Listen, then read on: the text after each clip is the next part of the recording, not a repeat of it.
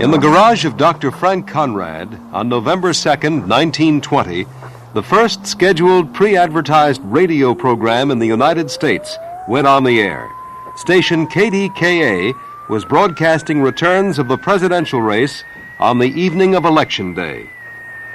From a humble beginning in a Pittsburgh garage to the sumptuous studios of the national radio networks in New York, Chicago, and Hollywood, these are the years we refer to as the golden age of radio. Here's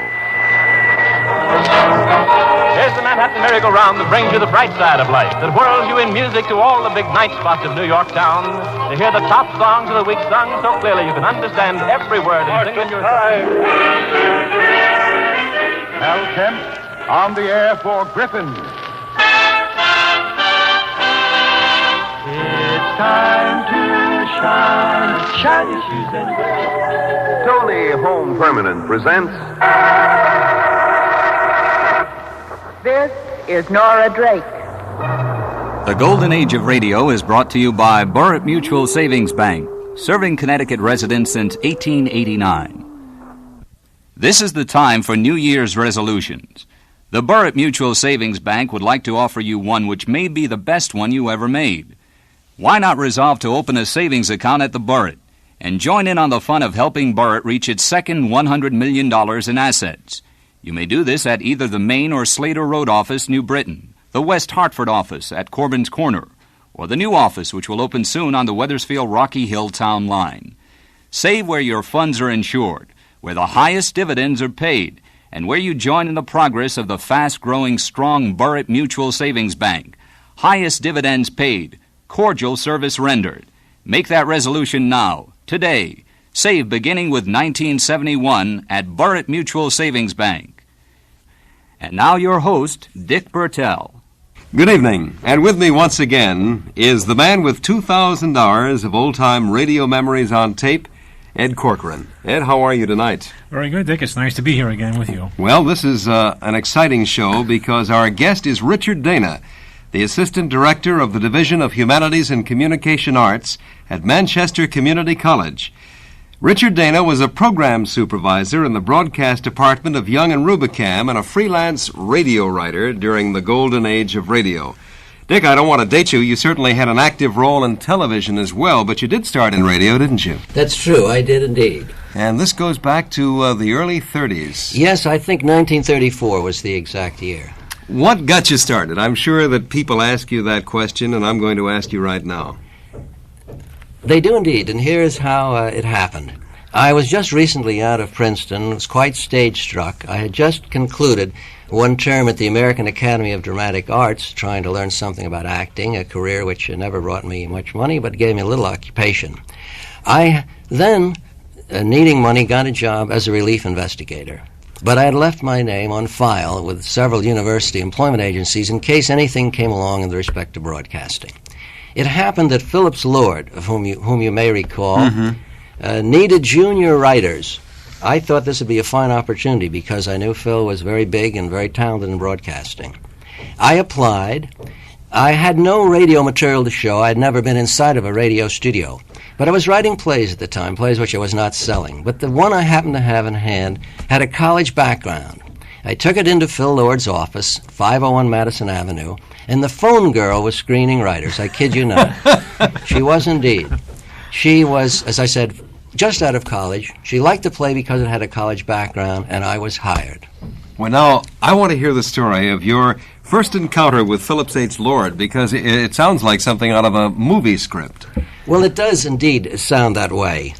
I was told to go up to Phillips Lord's East River apartment, a very fashionable address, at a certain hour, and go there with the other junior neophyte writers. Incidentally, junior at that time meant we were willing to write at $23.50 a week. I tell that now in any feeling of criticism because it was a great opportunity. I went to this luxury apartment. I was admitted to Phil's apartment by a Filipino houseboy. He took my coat and motioned me to a very grand staircase. I mounted the staircase, and there was Phillips Lord, who I recognized immediately from his many pictures. He was seated behind a great, massive Hollywood type of desk with his back to the East River and all the scenery and tugboats and so on.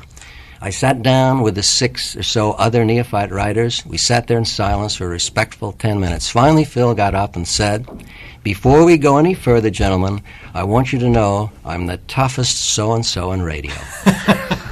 Was he? That And he was. Case, yes.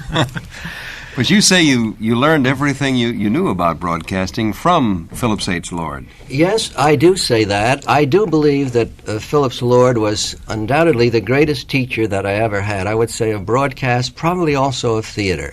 He had a natural theatrical instinct. He had perhaps a greater knowledge of how an audience responded than perhaps any other individual that I've ever known. And no wonder he must have, because of the many fortunes and acclaim that he won through such programs as Gangbusters, We the People, Mr. District Attorney, and others. What about the sound effects, the marching feet of Gangbusters, which identified the show so readily? Well, then an interesting story comes to mind about the marching feet. The marching feet, they were, as you know, of course, a sound effect. It took not one but 2 men to produce them satisfactorily on the program as it was done over CBS. There was a period of time when the program was sponsored by a sponsor over a different network. And I well recall the first rehearsal on that other network. Phil was angry because the marching feet were not legitimate. They were not real Gangbusters' feet. He turned the sound effects department up and down. Various supervisors came rushing in with substitute feet. None of them were right. Phil then demanded that they get the feet from CBS because those sound effect feet this had was always NBC been now. This was NBC, if you wish to. Yes, it was NBC. It was only through the protestations of, I think, 5 vice presidents that he was dissuaded from calling CBS to bring the feet over to NBC. And finally, they did satisfy him. Well, of course, the other show that I think is really one of the classics of that period was We the People, and you actually were on the show about 7 years, is that right, Mr. Dana? Yes, I was, Ed. It was a great experience. In fact, as I look back, though I didn't realize it at the time, it was one of the greatest experiences of my life because of the great variety of people that one met with these various guests from every walk of life. It might be a prospective president of the United States, it might be a great British statesman, it might be a murderer condemned to death in the near future. Well, could you explain a little bit of the format of We the People, how you brought together these various types of elements into the program? Each week's program would have approximately 6 guests. These guests would be people, as I say, from different walks of life. We ran, in fact, I originated a research department that would carefully screen newspapers, magazines, and in other ways find prospective guests. We then would get together with Phillips Lord. We would decide the group that we thought would make a well-balanced and interesting group of people, and we invited them and went through a lot of negotiation to bring them together in a studio in New York, live, where the program was done each week. In just a moment, we're going to hear an excerpt from We the People from your collection. But first, a word from our sponsor. Ladies and gentlemen, this announcement is directed to all of Burritt Mutual Savings Bank's existing depositors, but more especially to the residents of Wethersfield and Rocky Hill. The Burritt Mutual Savings Bank will open a new branch office during the month of January in the Charles Schneer Shopping Center on Town Line Road in Rocky Hill, just north of Route 91 and next to Caldor's. This most attractive and spacious office will be staffed by residents of Rocky Hill and Wethersfield, all who stand ready to serve you in every savings bank need. Watch for the announcement of the formal opening, and remember the Big B, the Burritt Mutual Savings Bank. Other offices in New Britain on Main Street and Slater Road, and Corbin's Corner in West Hartford. All deposits insured by the Federal Deposit Insurance Corporation. Our guest tonight, Richard Dana, on the Golden Age of Radio, and we're about to hear an excerpt from We the People. Ed? Well, this particular excerpt, Dick, was hard to come by. I only have one complete show of this title in my whole collection, and it's in 2 parts. One has Jack Benny, and another concerns the story of a woman and an iron lung. So why don't we listen to it, and then maybe you comment on it, Dick, whether you remember this at all from your writing days. Fine, I'd be glad to.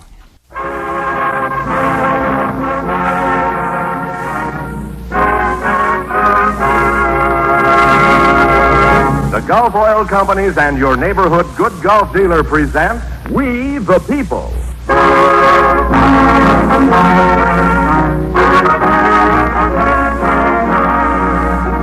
This is Milo Bolton welcoming you to another We the People program with the music of Oscar Bradley. Tonight among our guests are Ella Logan, Mary Livingston. Hank Greenberg. Jack Benny. These and many other real people with real and exciting stories. Stories you hear only when the Gulf Oil Companies and your neighborhood good Gulf dealer present We the People.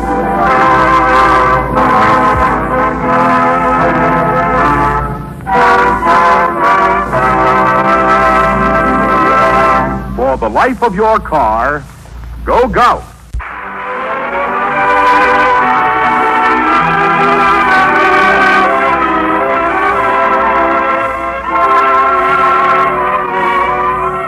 Whenever you hear that old favorite Love and Boom, you know you're in for fun and laughter. For that's the song that means Jack Benny's on the air. But tonight, Love and Bloom has an even more special meaning.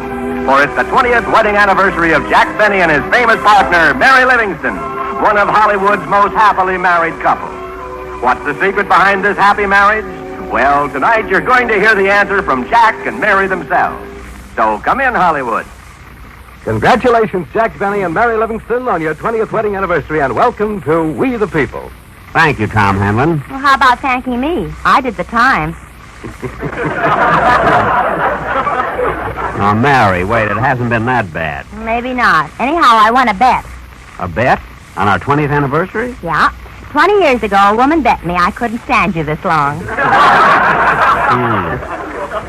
That sounds just like your mother. Was your mother. Well, she just didn't want to lose me, that's all. Then why was she trying to sell all the girls' raffle tickets? Because your mother put her up to it. Oh, Jack, you can't make me sorry. You can say anything you want about my mother. Not on the air, I can't.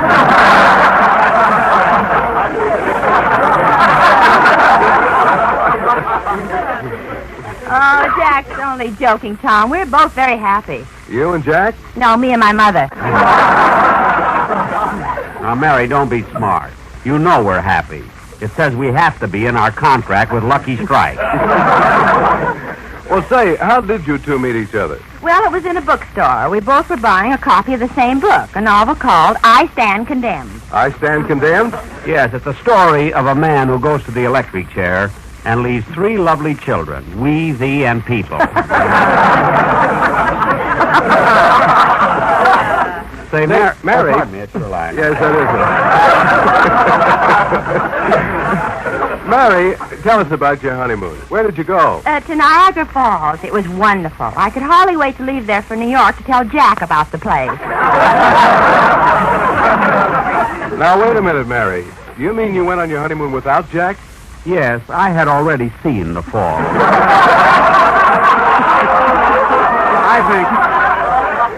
I think everyone should see Niagara Falls, even single people. Well, supposing you tell me when the proposal took place. It was a few months after we met. One night, Jack suddenly got down on one knee and proposed to me. I did not. You did, too. Well, why don't you tell the truth, Mary? Listen, Tom.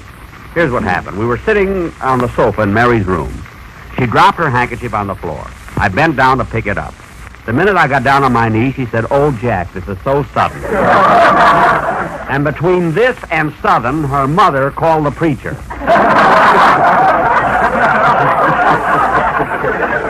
But, Jack, you really did propose to Mary, didn't you? Yes, it was pretty tough, with all those interruptions. Interruptions? Yeah, the next time I started to propose, her father came in, saw me on my knees, and yelled, "I'll fade you for any part of $1." Oh, really? And what did you do this time, Mary? I won $2 and bought the marriage license. That's right, and I held up the bus for 2 hours. I also held Greenberg on third.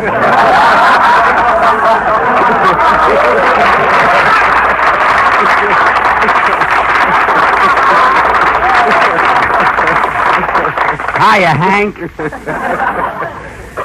Say, Mary, before you go, would you tell the folks what Jack gave you for an anniversary present? Oh, the usual gift. What's that? Pair of shoelaces with plastic tips. Now, Mary, why don't you tell him the truth? What about the car I gave you for your anniversary? Did Jack really give you a car? Uh-huh. A convertible coupe. And what did you give Jack? A convertible toupee. Mary. On a nice day, we both put our tops down. Hey, Mary. Mary, you know, you didn't even kiss me for giving you that new car. Well, if you really want a kiss, here it comes.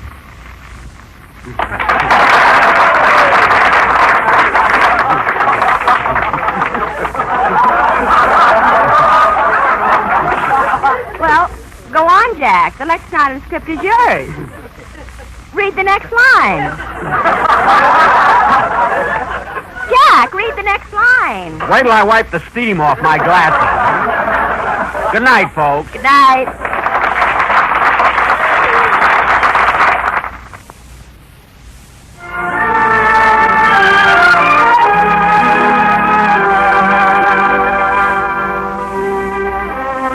At one time or another, all of us feel pretty down on our luck. Feel that the whole world is against us. Well, We the People's next guest has a story of courage and faith in a bright future that should help all of us the next time things go wrong. That guest is waiting now at our Gulf Oil microphone in Minneapolis. Come in, Minneapolis. Hello, everybody. My name is Marion Oliver. You'll have to be patient. I can speak only a few words at a time because I'm talking from an iron lung. I'm Captain Carroll, Marion's nurse in the polio ward at General Hospital. That wishing sound you hear is the iron lung that keeps Marion alive. She can talk only when the iron lung is breathing out. Marion is 26 years old and a dancer. She wanted to be a musical comedy star and had a good start, too, before the war came along. For nearly 5 years, she was a USO entertainer. I loved that USO work. Even stayed with it after the war. But one day the doctors sent me home for a rest. Then, while I was still weak, polio struck me down. When Marion came in last August, she was unconscious, completely paralyzed, and it was touch and go for a long time as to whether she'd live. But Marion had one thing we couldn't see at first, a fighting heart. As we brought her slowly back to consciousness, we found she still had the power of speech, but her lungs were paralyzed. She's strengthening her voice by the day, though, through exercises and talking. I can wiggle my fingers now, and I'll soon move my legs. You just wait and see. I'll beat this polio yet. Thanks to you and the folks out there, and all you've done for me through the March of Dimes. And now, if you don't mind, I'm just a bit whooped. So I'll say good night. But won't you wish upon a star to help my dreams come true? We the People speak.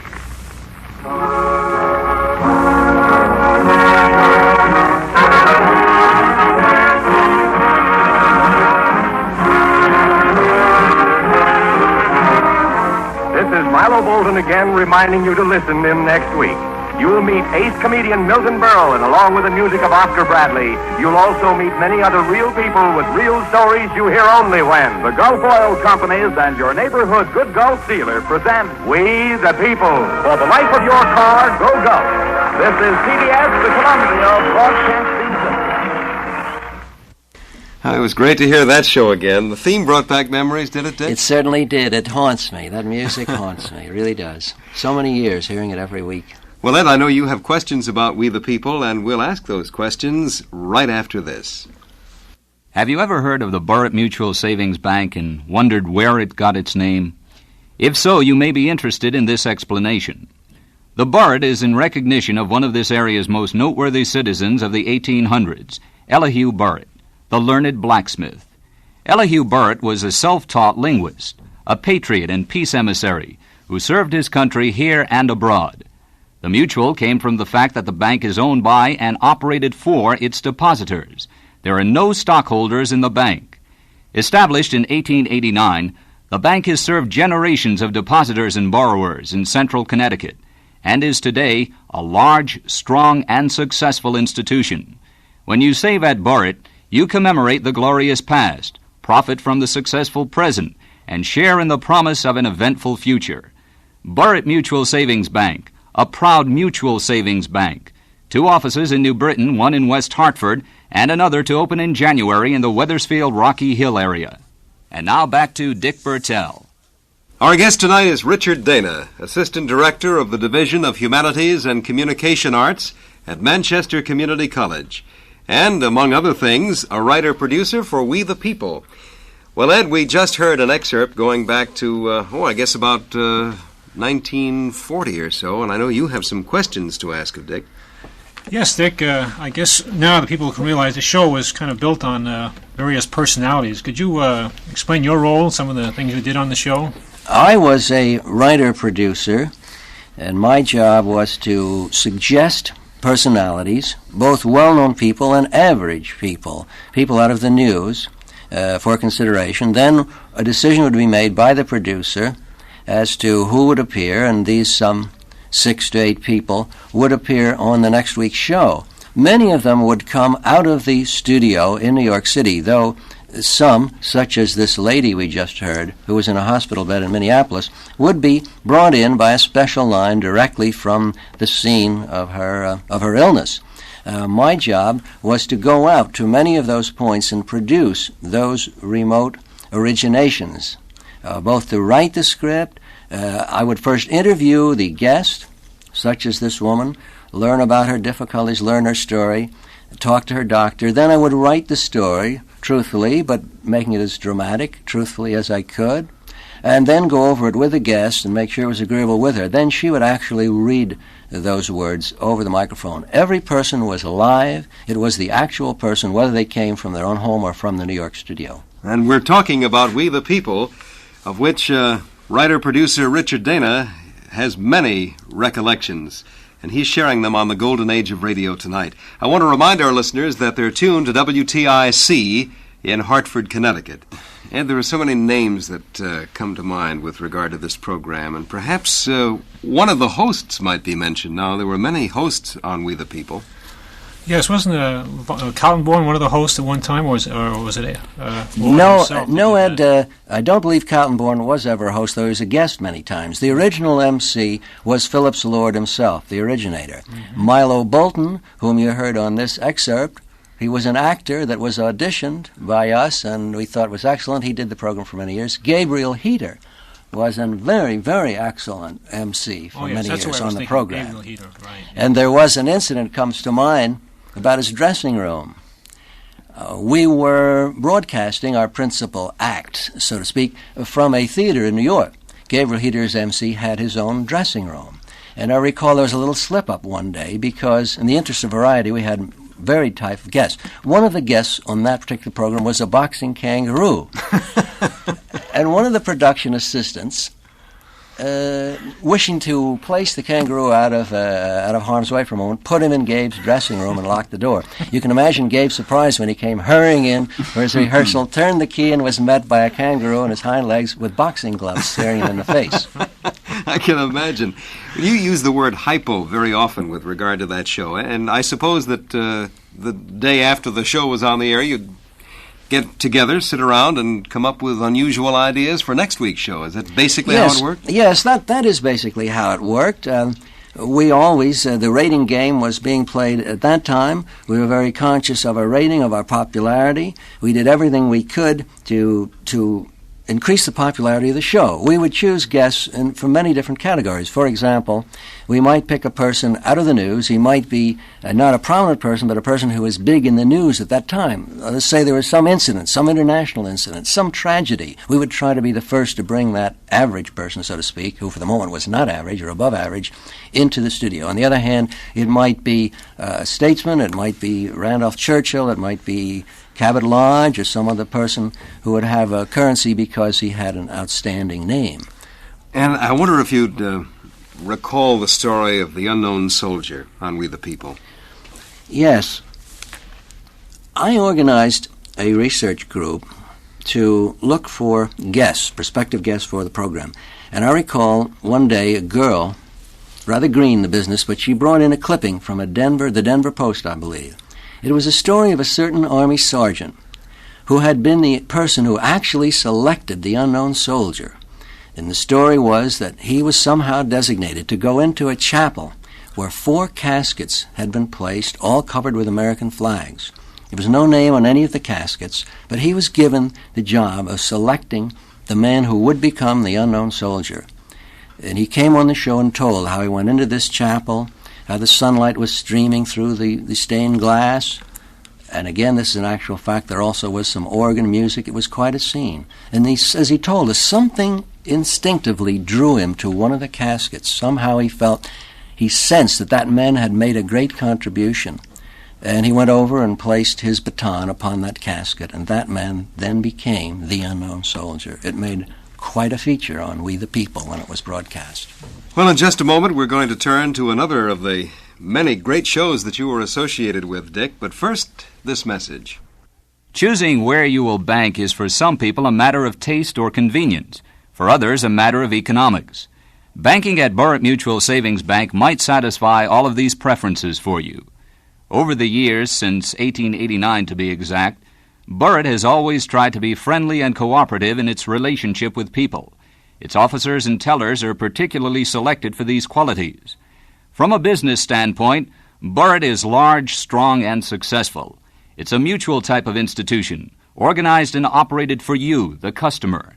Offices are maintained at 2 locations in New Britain, at Corbin's Corner in West Hartford, and another will be opening in January on Town Line Road, Rocky Hill, to serve Wethersfield and Rocky Hill people. You are always welcome at Burritt, either as a depositor or a borrower. As the only bank in New England with Mutual in its name, it has to live up to the reputation of being the People's Bank. Burritt Mutual Savings Bank, member FDIC. Our guest tonight on the Golden Age of Radio is Richard Dana, Assistant Director of the Division of Humanities and Communication Arts at Manchester Community College. We've been talking about We the People, for which you were a writer-producer, Dick, and now let's turn to another aspect of your career. Ed?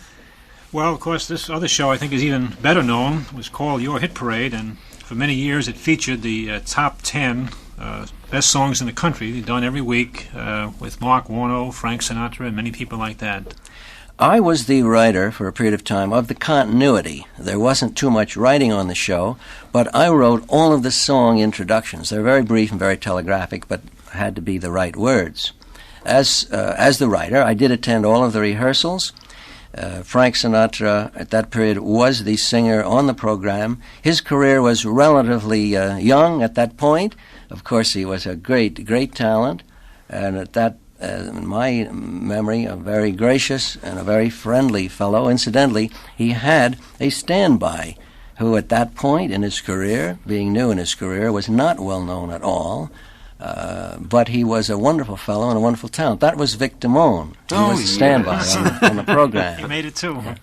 Well, the excerpt we're going to play does include that famous opening of the Tobacco Auctioneer. I'm sure that's what you're referring to. And yes. This also is interesting because W.C. Fields is on the program, which surprised me. I didn't even know that myself, but he actually was part of the permanent cast at one time on that show.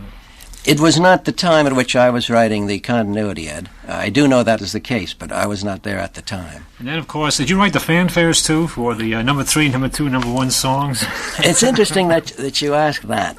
We had what was then known as a Bible. We had a large loose-leaf notebook that had been prepared by George Washington Hill, who was the sponsor of the program. He was an expert in broadcasting, and he wrote explicit directions as to how those fanfares should be done, and incidentally, how the continuity should be written. And his examples were extremely good. All right. Shall we listen, Ed? Listen to the chant of the Tobacco Auctioneer. All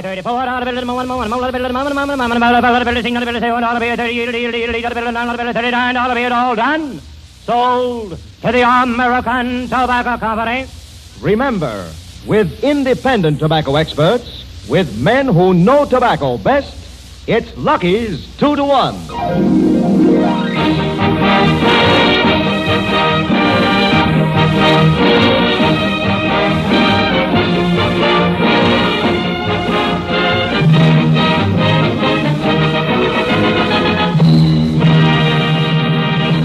Lucky Strike presents Your Hit Parade, starring America's outstanding comedian, W.C. Fields, with Al Goodman and the Lucky Strike Orchestra playing all America's choice in popular music, as revealed by a nationwide survey of sheet music, record sales, and dance requests. W.C. Fields is lurking behind the scenes somewhere, and you'll be hearing from him shortly. But right now, on with Your Hit Parade. Al Goodman starts our musical ball rolling with a tune that's climbing one spot to second place this week. Stop Beating Round the Mulberry Bush. Number 2.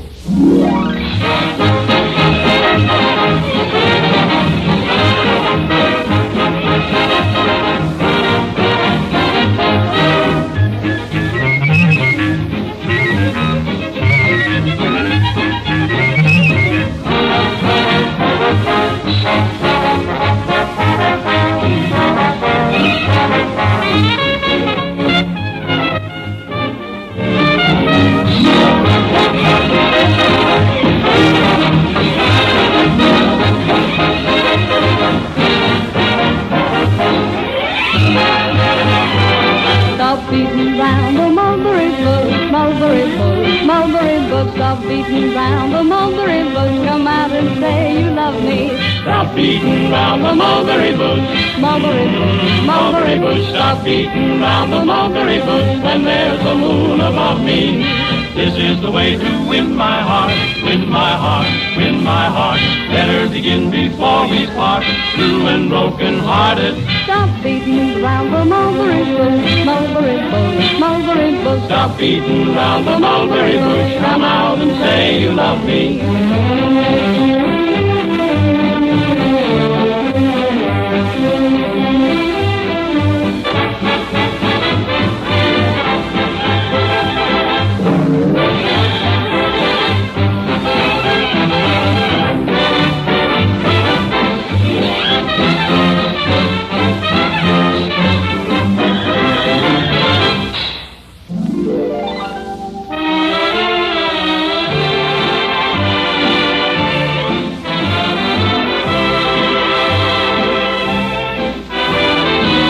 Number 7. Light up a Lucky while you listen to the new ballad that's entering in 7th place this week, While a Cigarette Was Burning. You know, that program and the music brings back memories that I didn't know I had stored away. It's amazing. That show sounds so fresh. Well, Ed, you said that W.C. Fields was going to appear? Yes, he appears with Hanley Stafford, who radio fans remember as being the daddy in, what was that show? Baby Snooks. I got my fright tonight.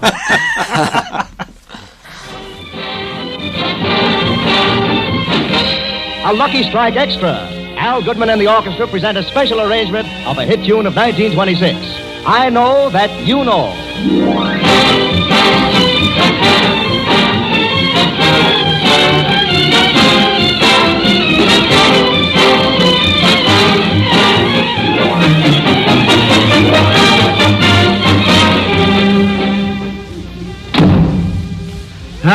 That's what's get started.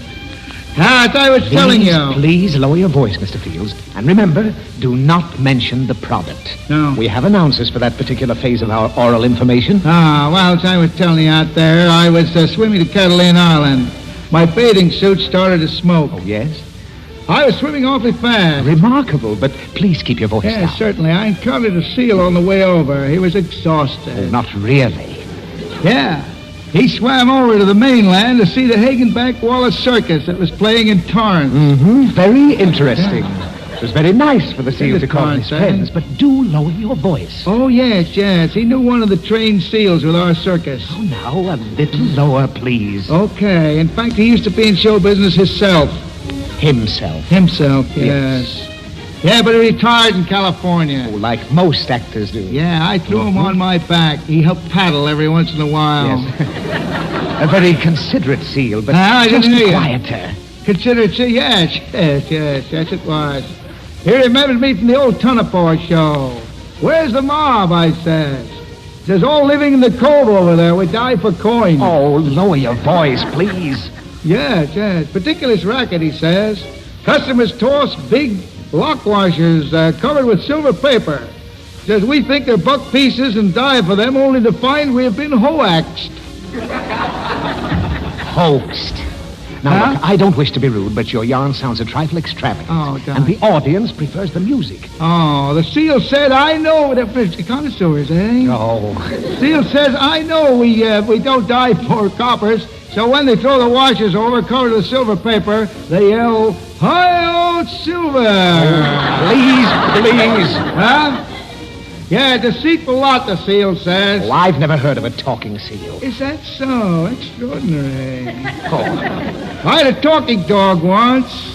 The ventriloquist sold him to me. Mr. Field. Yeah, the last thing the dog said before the ventriloquist left was, you sold me, eh? Well, I'll never say another word as long as I live. And he didn't either. Where was I? Oh, yeah. The seal's on my back all the time, and I'm swimming like fury. Meaning fast. Yes, I guessed as much. Yeah, but Now the thing talk I miss slower. most, he says, you know what it is? You know what he says? Uh-huh. Here it comes. Huh? With my eyes and mind wide open and in full possession of all my faculties. Yeah. What did he miss most? Captain Woodward, he said, our trainer, used to have me smoke a Lucky Strike cigar. I knew it! Get out! Wait a minute, wait. I'm playing in the Middle West for a year. I was like a fish out of water, he said. Long time no see, I said. Oh, this is trouble. Out you go. Wait a minute. Shut up and let them play the Fella music. tried to kill his sister in Winnipeg. Outside! Wanted her sealskin coat. Get out! Get out! Get out!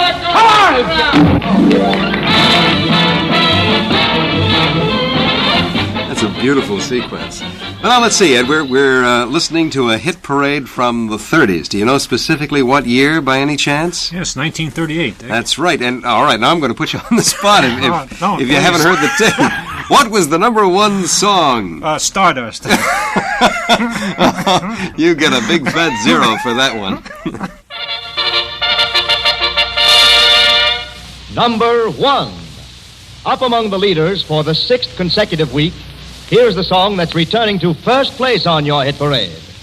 I've got a pocket full of dreams.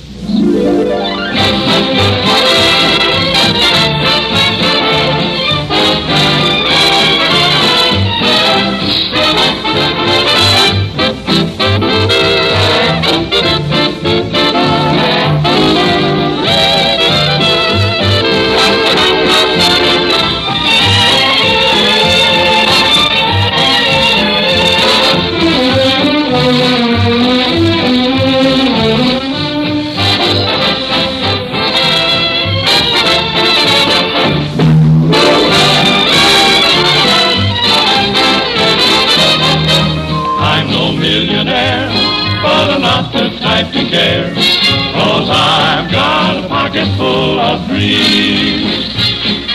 It's my universe, even with an empty purse, 'cause I've got a pocket full of dreams. Wouldn't take the wealth of Wall Street for a road where an ancient trod, and to calculate I'm worth my weight in golden rod. Lucky, lucky me, I can live in luxury, 'cause I've got a pocket full of dreams.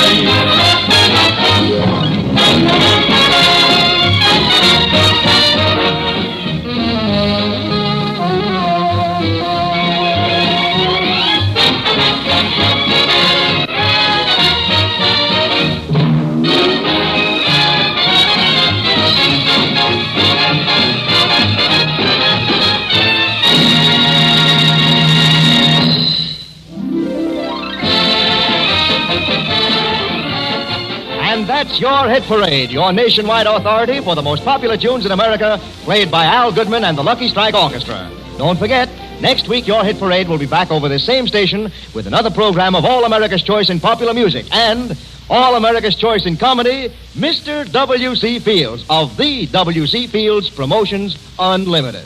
Well, unfortunately, it won't be back at the same time next week, but it is a memory from out of the past, your hit parade.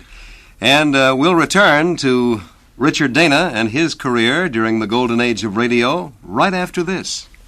This is the time for New Year's resolutions. The Burritt Mutual Savings Bank would like to offer you one which may be the best one you ever made.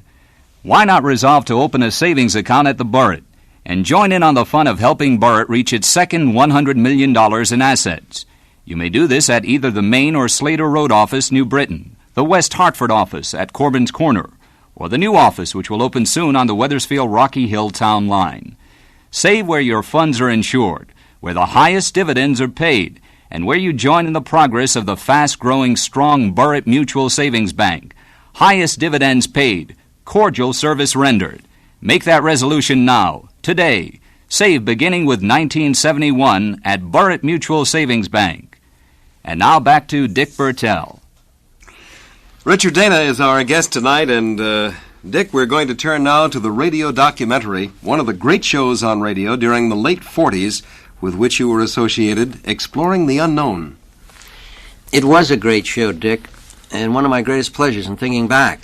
It was a program that was produced by Sherman Dreyer, who was a very brilliant director. The sound effects on the program were particularly outstanding. I remember that writers such as myself loved to work on the show because Sherman gave us a lot of scope, was a great taskmaster, would often get the very best out of us. And then he had a separate and very lengthy sound rehearsal, very innovative in his sound, very precise, which meant a lot, because very often, or rather perhaps too often, shows were done without due attention to sound, and we writers suffered when that happened. Well, this particular excerpt we're going to hear is one very somber in contrast to the hit parade. It was about the atomic bomb on Hiroshima and the development of the bomb. Do you remember working on that script? Yes, I do remember, Ed.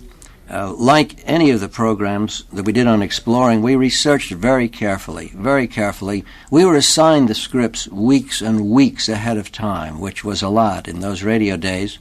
We had the full use of the library and other consultants. We steeped ourselves in the subject and then would write an overlong draft, which we would pare down to make more precise and more communicable. Revere Copper and Brass Incorporated, founded in 1801 by Paul Revere, presents Exploring the Unknown.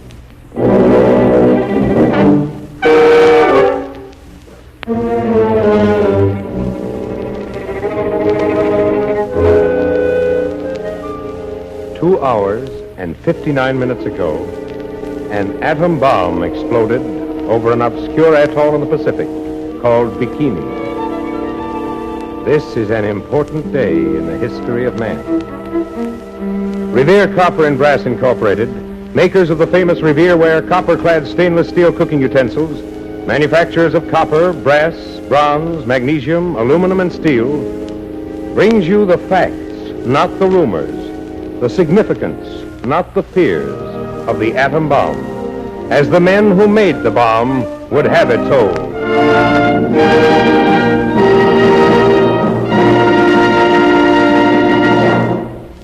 Ladies and gentlemen, this is Clifton Fadiman. You may still remember that the German V-2 rockets traveled 3,600 miles an hour. So you may be interested to realize that today's experimental atom bomb in the Pacific was 2 hours by rocket from New York, 3 hours from London and Paris, 2 hours from Moscow. We are forced, unless we're too lazy even to think, to consider an overwhelming question. Man controls the atom. Can man control those who might misuse this power?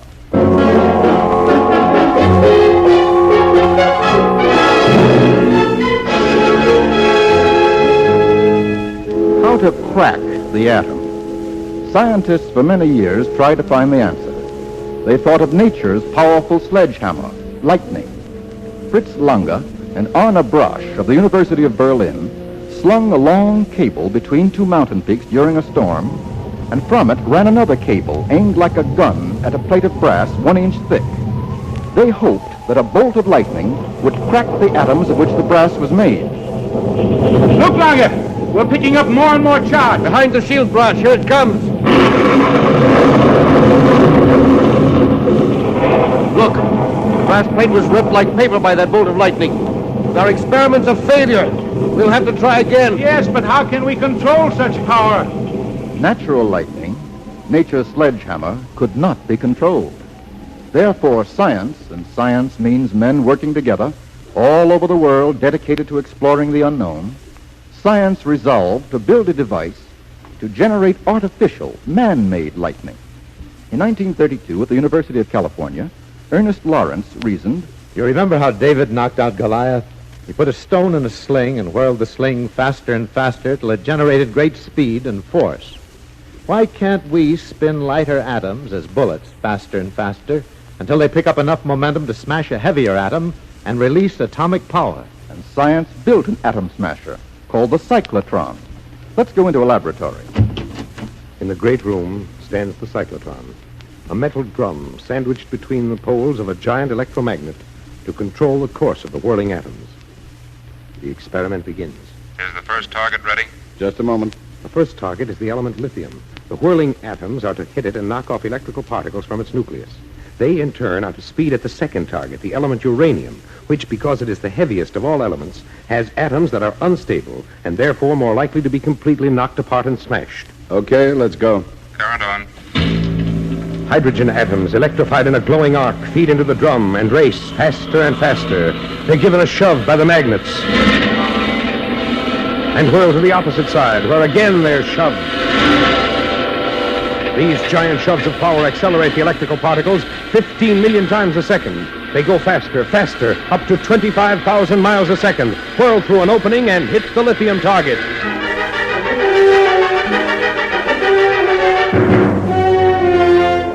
On the other side of the lithium, nuclear particles are jarred loose and slammed toward the final target, the unstable atoms of a heavy element, uranium. Billions of these particles miss the target, but at intervals, a single one hits an atom of uranium, stabs into its heart. The uranium atom is jarred, disrupted, its energy released in a surge of atomic power.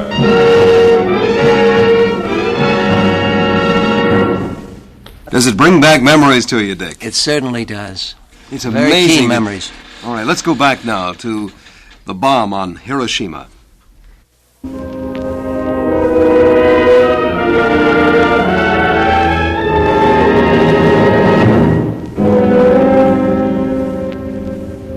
Exactly 20 days later, one lone B-29 was winging its way across the Pacific to Hiroshima. Enola Gay to base. Enola Gay to base. Base to Enola Gay. Everything all right? Okie doke. Last message. So long. Radio blackout now imposed. Attention, crew. Goggles on. And wham. Bombardier, take over. Bomb away, sir.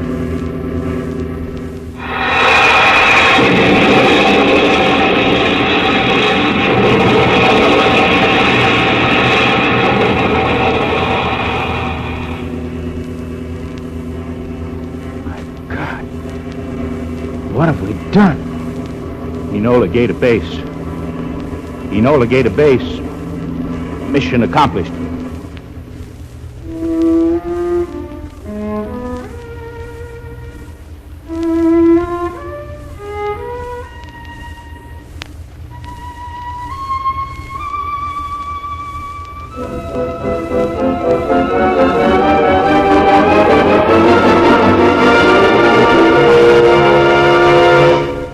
Mission accomplished, yes.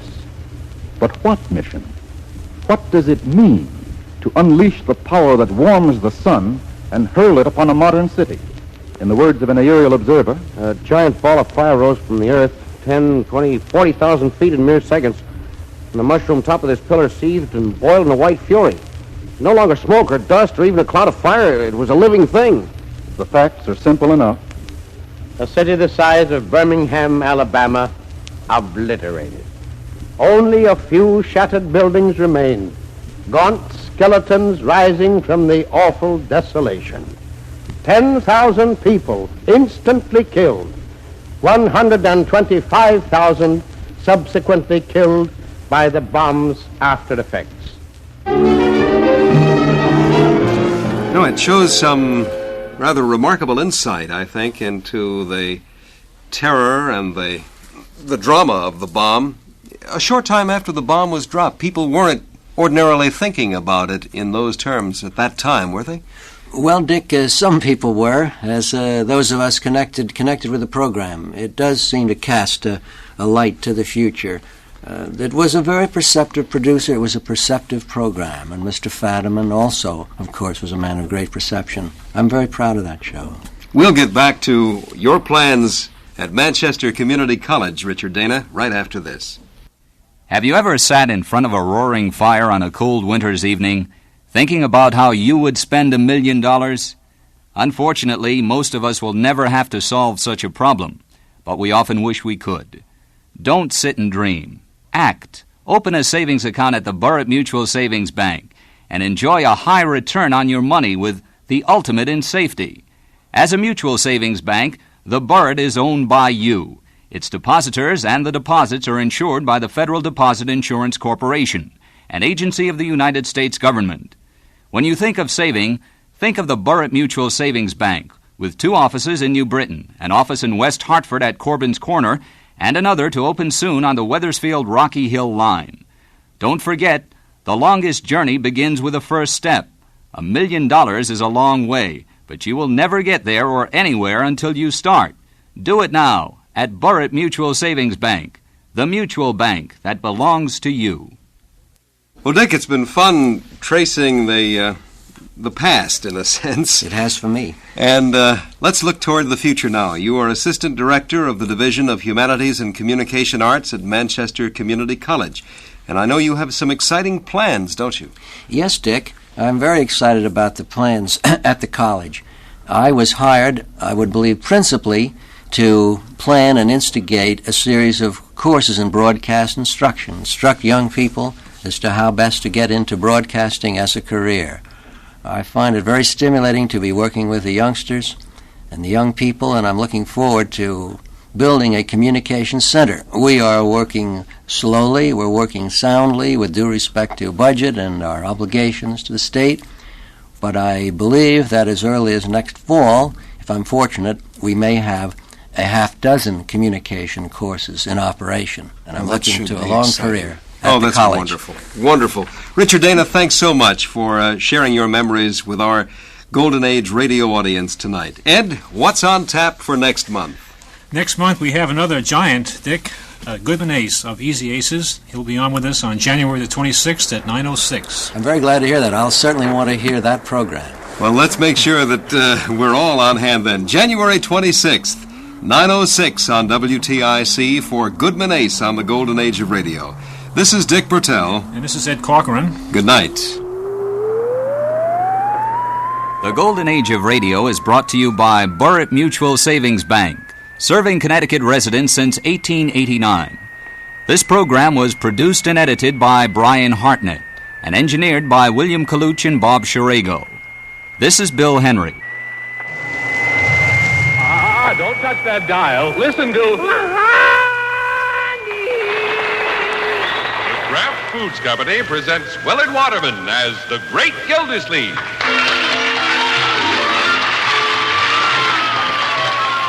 Texaco service stations and dealers in all our 48 states present for your entertainment Eddie Duchin and his music. Graham McNamee. And Edwin the Fire